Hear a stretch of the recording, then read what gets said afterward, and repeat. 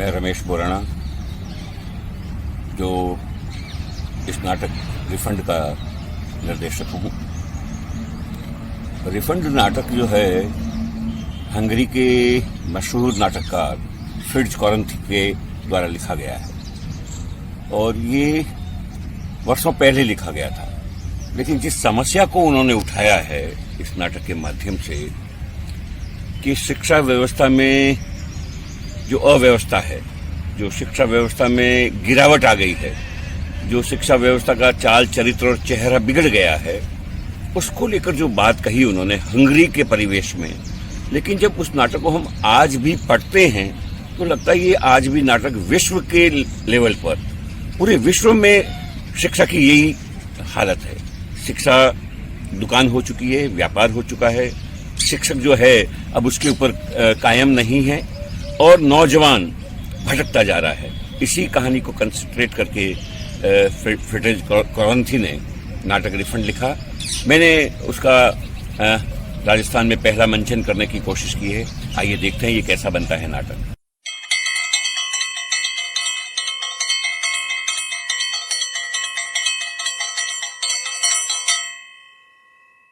दरअसल ऐसा पहले कभी नहीं हुआ और ना ही कभी होने की उम्मीद हमें है। हमारा अभी एक पुराना स्टूडेंट हमारे पास आया मिलने को, आर्थर कॉक नाम की एक शेर। उसने अजीब सा मसला खड़ा कर दिया जिसका सामना हमारे सामने कभी ऐसा नहीं हुआ। भाई ऐसी बात तो हमने कभी सुनी ही नहीं। सर बताएं तो सही हमें उसके बारे में। हाँ, वो चाहता है कि उसकी ट्यूशन फीस उसे वापस कर दी जाए। क्यों? क्योंकि उसकी नौकरी चली गई है, क्योंकि वो कंगाल है, क्योंकि वो गधा है।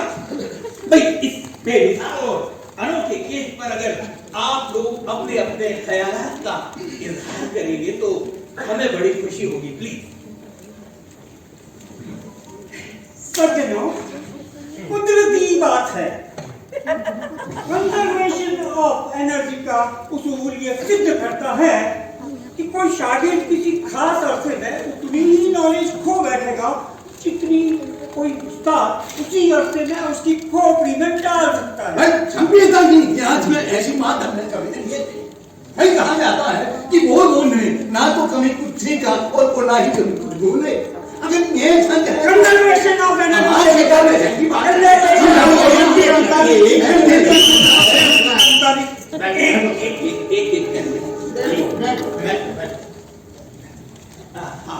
सर, दरअसल बात ये है कि वो अपनी रकम सिंपल इंटरेस्ट के साथ वापस लेना चाहता है या कंपाउंड इंटरेस्ट के साथ, क्योंकि दूसरी सूरत में सर आखिर वो शख्स है कहाँ?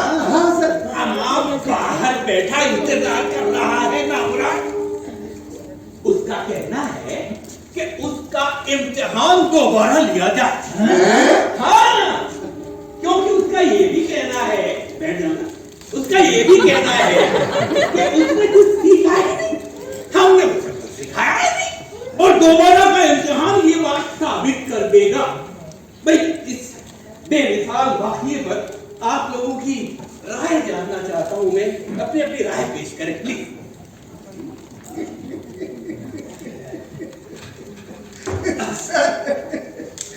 इम्तिहान है वो भी दोबारा। साथियों, मेरा दावा है कि क्लासर कॉक का दोबारा इम्तिहान लेने में हमारा कोई हर्ज नहीं होगा। हाँ, लेकिन अगर वो फेल हो गया तो हमारी पोजीशन खराब हो सकती है। लिहाजा उसे फेल नहीं होना चाहिए।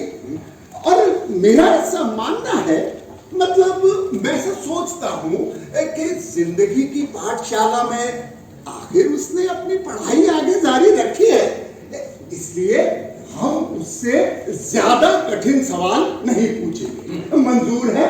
भाई मंजूर। Agree agree agree agree. दोस्तों, हमारा वास्ता एक बेहद चालबाज और मक्कार आदमी चालाकी से पढ़ा है। कहिए जनाब, कैसे हैं आप? तुम कौन हो?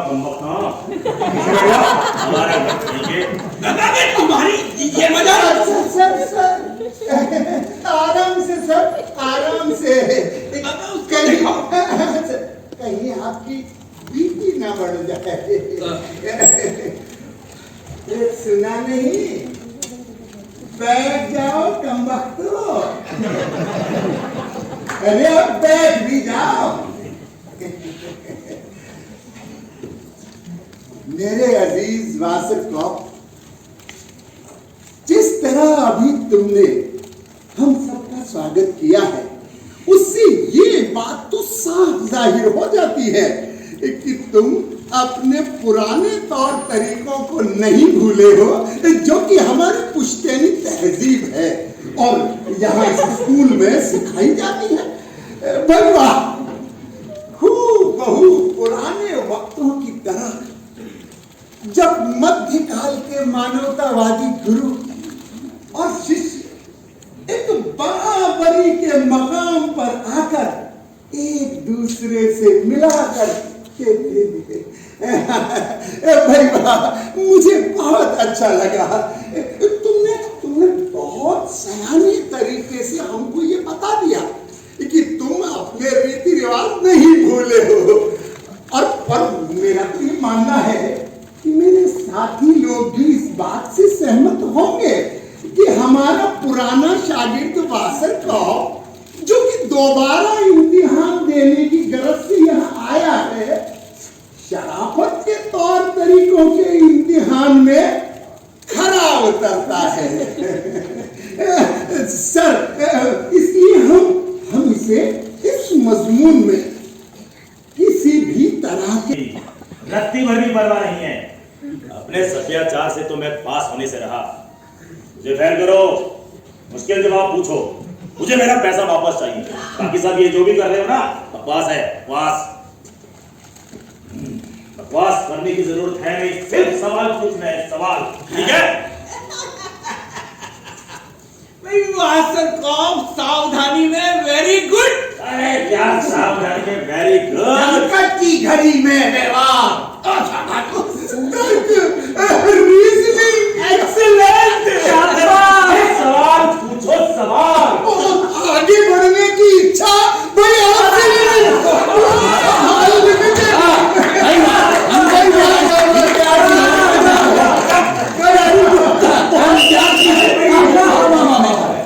हम तुम्हारी बात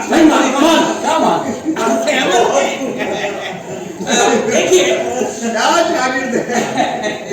आपकी असाधारण शालीनता हमें किसी भी प्रकार से प्रभावित नहीं कर सकती, ना तो आपके हक में और ना ही आपके खिलाफ। इसलिए हम आपसे सवाल पूछेंगे, जरूर पूछेंगे, लेकिन फेल पास का फैसला तुम्हारे दिए गए जवाब की कसौटी पर ही निर्भर होगा। ठीक है, आगे बढ़ो। सवाल पूछो, सिर्फ सवाल। मुझे मेरे पैसे वापस चाहिए। पूछो सवाल। अरे लंबे कानों वाले हमको पूछो। सवाल पूछो, सवाल पूछेंगे, पूछो सवाल। अभी देखता हूं। देखिए, सबसे पहले हिस्ट्री का इम्तिहान हम शुरू करते हैं। जी मास्टर शेफर साहब, हिस्ट्री का इम्तिहान। अरे शेफर साहब उठाइए। अरे सवाल पूछो, सवाल।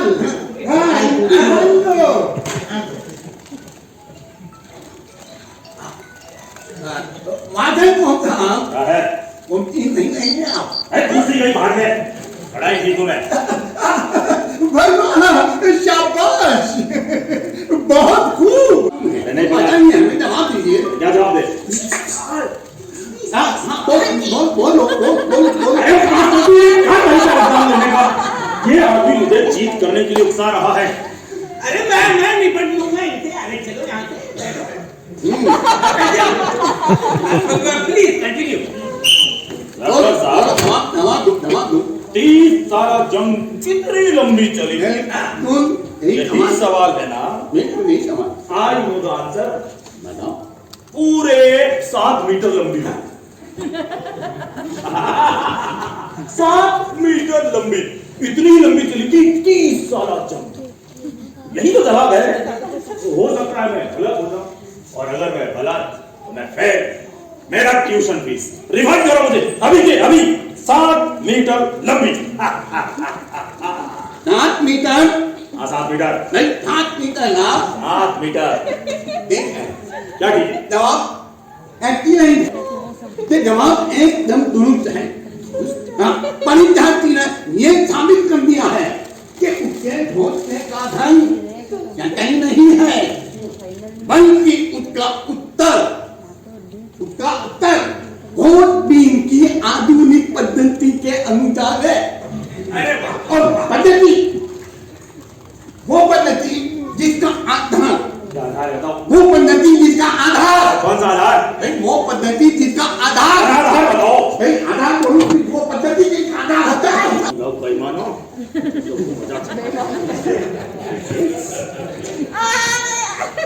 चलो चलो। कहाँ चला? मैं नहीं चलूंगा तेरे साथ। सवाल पूछो, अपने मुश्किल सवाल पूछो या मत पूछो, चले जाओ यहाँ से। अरे तुम हो क्या? पता है तुम्हें तुम्हारी पीठ पीछे हम क्या कहते थे? हम तुम्हें कहते थे आदमखोर, नरभक्षी, राक्षस, क्योंकि तुम हर वक्त छोटे छोटे बच्चों के पीछे लगे रहते, पता नहीं कैसे ही हिलते रहते। हाँ ऐसे ही जैसे अभी हिल रहे हो। नरभक्षी, आदमखोर, राक्षस। अरे तुम्हें वो वाकया तो याद होगा ना, 7th क्लास के उस मेरे दोस्त को छत पर ले गए, याद है? पानी की टंकी के पीछे। क्या कर रहे थे बताओ? अरे पीछे जाकर प्रिंसिपल से शिकायत किसने की थी ताकि अगले दिन प्रार्थना सभा में तुम्हारी इंसल्ट हो? किसने की थी शिकायत? मैंने की थी, मैंने। ताव मत खाओ ज्यादा, सवाल पूछो, सवाल, मुश्किल सवाल। पहल करो मुझे। मेहरबानी जनाब, बहुत बहुत मेहरबानी। मेरे प्यारे वाचक को। अरे सवाल पूछो बस। ठीक है। अब मुझे ये बताओ कि गिरजे की ऊंची और लंबी चोटियों पर लगे घड़ियाल क्या सचमुच छोटे होते जाते हैं जैसे जैसे हम उनसे दूर जाते हैं, या हमें लगता है कि वो छोटे होते जाते हैं हमारी आंखों के धोखे से? एब्सोल्युटली सड़ियल सवाल। मैं क्या जानूंगा? मैं तो जब कभी उन गिरजों पर लगी ऊंची लंबी चोटियों पर घड़ियालों को देखता हूँ और उनसे दूर जाता हूँ, मुझे तो वो पहले से ही बड़े दिखाई देते हैं। और अगर मैं चाहूं कि वो मुझे छोटे लगे तो मैं मुड़कर उन तक चला जाता हूँ और देखता हूँ वो तो बिल्कुल भी छोटे नहीं, वैसे ही थे जैसे हैं। एक शब्द में, इन वन वर्ड। एक शब्द में? हाँ, इन वन वर्ड। बिल्कुल। सुनना चाहते हो? बिल्कुल। तो सुनो, तुम मेरे गले की फांसी हो। तुम गधे हो, गधे। गधे? गधे? हाँ गधे। गुड। अरे ये तो ठीक है। मुश्किल जवाब लेकिन कमाल का। कैसे? एकदम अद्भुत। इसका खुलासा तो मैं करूंगा। करो खुलासा। मैं करूंगा इसका खुलासा। जब हम गधे की बात करते हैं तो हम हमेशा ध्यान देते हैं, हमें हमेशा ध्यान में आता है कि उसकी आंखों में उदासी होती है। समझ गया? क्या समझ गए ढीले? समझ गया कि जवाब एकदम दुरुस्त है। क्योंकि गधे की आंखों में, गधे की कल्पना शक्ति में कमी होती है, इसलिए उसे हमारी ही तरह लगता है कि जो जो वो किसी चीज से दूर जाता है वो उसे उतनी ही छोटी लगने लगती है। दूसरे शब्दों में, किसी वस्तु का आकार में छोटा लगना, हमारे सवाल में घड़ियाल का छोटा लगना, आंखों के धोखे से जोड़ा जा सकता है। ओ, लगता है गधे परेड का शिकार हो रहे हैं। परीक्षार्थी ने हमारा ध्यान एक ऐसे जानवर की तरफ दिलाकर जिसके हाव भाव उदासी भरे होते हैं, दुरुस्त जवाब दिया है। ठीक है, ठीक है। सर, सर, परीक्षार्थी ने बेहतरीन जवाब दिया है, इसीलिए मैं प्रमाणित करता हूं कि परीक्षार्थी को फिजिक्स में वेरी गुड दिया है। ठीक है, नहीं परीक्षार्थी फिजिक्स में very good. I don't agree। ये तो तरीका हुआ, उदासी, गधा, अरे ये तरीका हुआ एग्जाम में। बैठ जाओ। क्या बैठ जाओ? परीक्षा लो, ढंग से लो। सवाल पूछे जाए उसका जवाब दो, बीच में नहीं बोल। सुनो। हाँ। अगला इम्तिहान। राज्य की सेम नाम की राजधानी का नाम क्या है? वाहियात किस्म का सवाल। ये भी कोई सवाल हुआ? तुम्हारे सवाल में जवाब छुपा हुआ है ना? हाँ, तो फिर जवाब क्या है? सेम। तो तुमने तो कहा था कि राजधानी के सेम नाम के शहर का नाम क्या है? सेम। सेम ठीक कहा मैंने या गलत कहा? गलत तो फिर मैं फेल, मेरा ट्यूशन फीस लौटाओ। शहर का नाम सेम है। सही है। क्या सही है? बिल्कुल सही है। कैसे हुआ सही? अरे शहर का नाम सेम ही है। लेकिन कैसे? अरे चलो, परीक्षार्थी के दिए गए जवाब से ये पता चलता है कि उसकी ब्रुन्सविक शहर के इतिहास के बारे में जानकारी एकदम कमाल। अरे वाह भाई वाह। एक बार की बात है। अरे क्या बात है? बादशाह बार भरोसा घोड़े पर सवार होकर ब्रुन्सविक शहर में दाखिल हुआ। वहां उसकी मुलाकात एक जवान किसान लड़की से हुई जिसका मुंह रोटी से भरा हुआ था। बादशाह ने उसे पुकारा।